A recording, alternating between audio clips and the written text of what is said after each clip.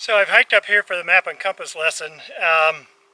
Came up from the guardsman side. I've popped out now onto the Brighton side of the ridge and came up kind of blind, couldn't see anything on this side. So let's go ahead and pull out a map and a compass. I've chosen a spot I'm extremely familiar with, which makes it easier to check myself. So it's also a little bit easier to deceive yourself, so you do need to be careful, but I still recommend learning a lot of your map and compass in a place where you can identify things because you know them, and then identify them on your map as well. So let's go ahead and get started looking around. So we have quite a few things that are readily recognizable. We have peaks. We can zoom in just a little bit. Identifiable peaks, they kind of run together up here. Some passes, maybe we'll be able to pick them out. And then we also have a pretty identifiable lake. And look at that, a road with a whole bunch of cars on it. So looking around, we've got things that we can start looking for on the map. We're going to have a class first on just maps by themselves, in particular the USGS maps. And what we want to do is to learn how to learn what the different symbols are on the map. So what I have right here is the Brighton quadrangle, and I'm going to have you start out by just thinking what are all of the symbols that are on this map. But before we go to this specific quadrangle, I want you to just be thinking about when you were young. So maybe, 6 or 7 years old, you've started kindergarten, grade school, first, second grade, somewhere in there. Think about a neighborhood where you lived and what it looked like. Think about who you played with, and what the area was. So could you, in your head, spatially arrange different things, like your house from your best friend's house, or maybe just within your yard, what tree you lined up to where the sandbox was, to where the tetherball pole was, whatever it is that's in your neighborhood. And could you then, from memory, draw a rough sketch of that map? It might not be proportional, but that's an early map, and it just shows that we do think spatially. And we want to then take that map that you could draw and give it a more formal set of symbols than what you might have drawn. You might have tried to draw a tree. You might have drawn the swing set or a tetherball pole, or maybe just marked an X and labeled it. So let's go ahead here and take a look at USGS maps and look at their symbolism. First of all, they are absolutely perfect vertical views. Wherever you are on this map, you're looking straight down on it. That's really different than up here in the real world. I've got a pretty good view out here looking around, but I'm not directly over the top of anything. So I'm going to have some angle problems. There are going to be things out there that are hidden, like I can see Silver Lake, I can see Twin Lakes, but Lake Mary is hidden behind a rock cliff. And same with Lake Catherine. It's sitting actually higher than we are, so I can't look down onto it because it's above me. So the USGS map is perfectly above, the view is perfectly above. So this allows us the chance to really get perfect relationships among the different objects. And we're going to learn how to get those lined up. That's called orienting the map. And why do we need to be able to read maps? And I really think that this is the way to get freedom. To go out hiking wherever you want. Yeah, sure, this map is covered with roads and trails, so you can probably and covered with people. So even if you get lost, there's probably somebody nearby you can ask. Or as you can see from looking around, if I just get to a high spot, I can look down and find the road and all the cars. So let's take a look at these symbols. And probably the most obvious thing here is there are a bunch of different colors. So what do you suppose the color green means. You're probably saying, oh, vegetation. But you know what? It's more specific than that, because you'll see that there are also places that are white. So what does it have to be green? And it turns out this is a military idea that they started by saying this has to be tall enough vegetation and thick enough that we can hide our army guys in it. So yes, most of the terrain around here, except where the ski resort cuts are, is pretty heavily vegetated, either in conifers or aspen. So a majority of this map is green. There are other colors, so colors themselves are symbols. Let's flip this over and see some more things. Okay, looking at colors. So red is one of the colors. And red are major roads mostly. So this is the Big Cottonwood Highway, Highway 190.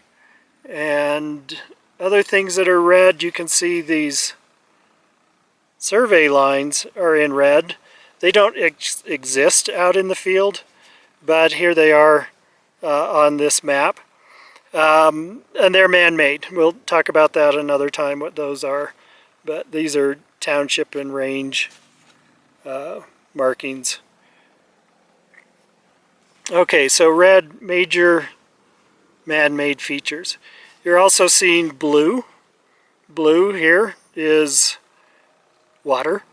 So we have a number of blue symbols by their shapes, not just by their color. So here's a lake, it's a polygon filled in. Then a skinny little line coming down it. That line is solid. So it probably runs water year-round is the implication when it's a solid line. If we move up here, we now have some blue lines that are dash, dot, dot, dot, dash, dot, dot, dot. And those are ephemeral streams. They run maybe after a storm, or they run with spring runoff. And you can see then they feed down into water that runs year-round. So blue. We also are seeing lots of brown lines. Brown lines are contour lines. So we will come back and talk about contour lines in a little bit. You'll see that we also have white. And white just means it's not heavy enough vegetation to hide people in. So because we're seeing the names of mountains here, we're going to assume that these are, you know, those rocky cliff areas, but they could also be meadows. So right around the edge of Silver Lake is meadow, and not perfectly represented, but there is a little bit of white around the edges. I'm surprised they didn't draw more white, but it's a small enough area. Anyway, that's what that cartographer chose at that time. So another color that we're seeing here is a purple, or a fuchsia. You can see that the top of that loop. Here's even Lake Solitude is done in purple instead of blue. There's another pond beyond it. And the legend at the bottom, which is on the back of this page, if I turn it around, tells us that revisions shown in purple compiled from aerial photographs taken in 1975. This information is not field checked. Once it's field checked, they'll change it to its right color. And here's a little bit disappointing. This map was originally done in 1955 and photo revised in 1975. There has been one update since then. It just wasn't in my pack. So purple is another color. So black is another color. Black represents mostly man-made stuff again. So they're the fonts themselves, not just the black color, but the font. So here is a block letter font called Pole Line Pass, and Baker Fork right here. But this font and it says Provo Deer Creek is in italics. Here's Big Spring in italics. So water features get italics. Most everything else is in block letters. Here's some boundaries. The Wasatch County line, Summit, and Salt Lake counties. So those three all come together here on this peak, very close to the Alta, Brighton on this side, and this is the Bonanza Flats area. So those three counties come together there. So another thing in black. And when we move over to the Brighton Loop, we're seeing lots of little black squares, and those are buildings. There are a bunch of purple ones too. So those have been added since '55. And it looks like this is the Guardsman Road, and it's done in purple. So it's newer than the 1955 map. Here are some mine shafts. Pretty cool stuff. Prince of Wales Mine still got some equipment around the outside. So interesting places to go and visit. So I said we'd come back to contour lines, the brown. We'd come back to the color brown, and those are the long red, not red, the long brown squiggly lines that you are seeing on the map. Most of you are aware of what contour lines are, but coming up with an exact definition can be a bit of a problem. So we've got three terms that we need to define, and one of them is the contour line itself. Then we need to define the contour interval, and then we also need to have the definition of a contour index line. So a contour line itself is a string of points of equal elevation. So every point along that line has exactly the same elevation. Then the contour interval is the change in height between two contour lines, and that's variable, so your map will tell you what the contour interval is. At the bottom center, so right here it says the contour interval of 40 feet. You could also go and figure it out, because you could count between where there some are marked. So the contour interval is the contour interval in this case is 40 feet. And then the index lines are every fifth and darker line. And then those are the ones that will occasionally also have elevations marked on them. Not everywhere, but every once in a while.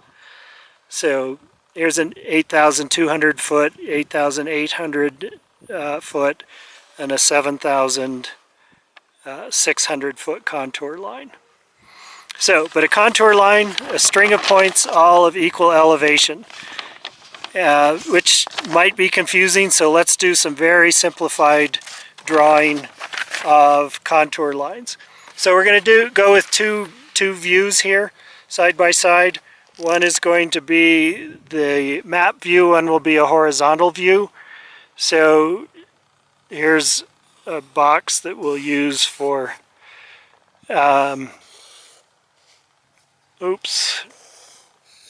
this will be the horizontal view. So if we have a peak, a mountain, and it's perfectly round, nice and smooth. And one way to think of a contour line, points of equal elevation, if this were an island in the middle of a reservoir and we could keep raising the level, then the water level would be all equal elevation, and our map view of our island would be a nice oval. Then if we were to raise the reservoir by 40 feet, you'll see now that we have a smaller oval. And we raise it again 40 feet, and we can get one more oval in there. and then after that it's flooded, so we don't have any more.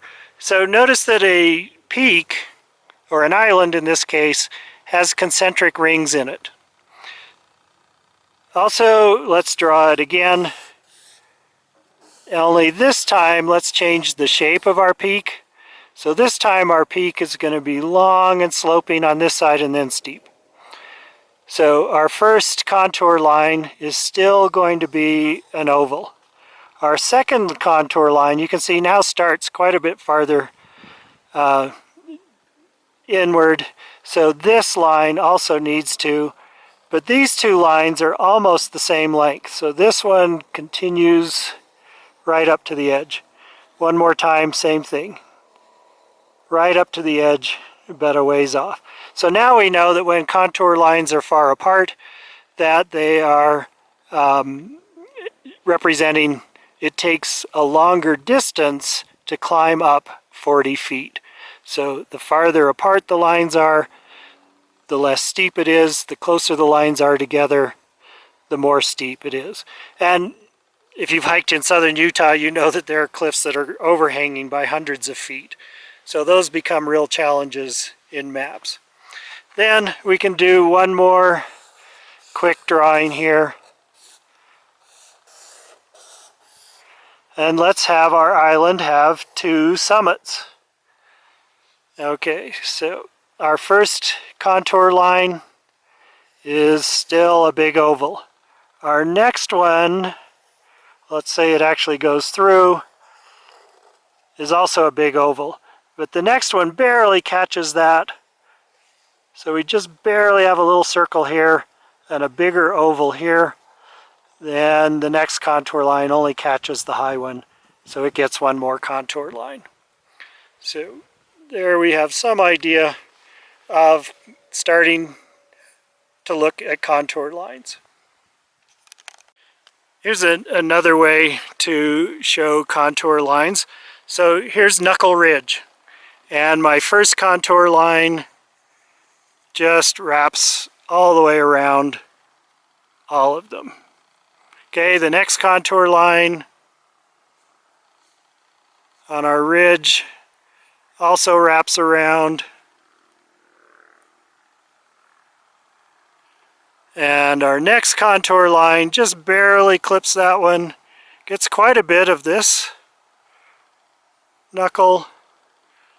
Just barely clips this one and doesn't catch the little guy at all. Okay, then this guy has enough room for one more.